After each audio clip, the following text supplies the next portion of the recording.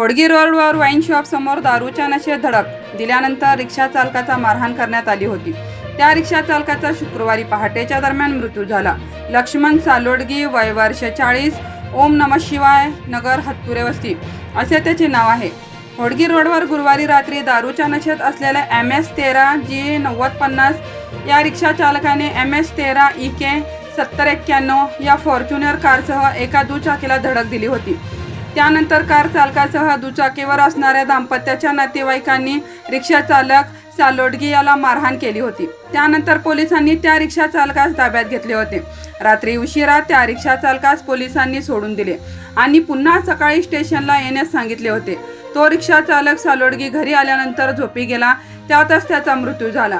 सिव्हिलमध्ये शवविच्छेदन झाल्यानंतर मृतदेह नातेवाईकांच्या ताब्यात देण्यात आला। दुपारी त्याच्यावर अंत्यसंस्कार करण्यात आले। त्याचा मृत्यू नेमके कशाने झाला हे शवविच्छेदनाच्या अहवालानंतर समोर येणार आहे।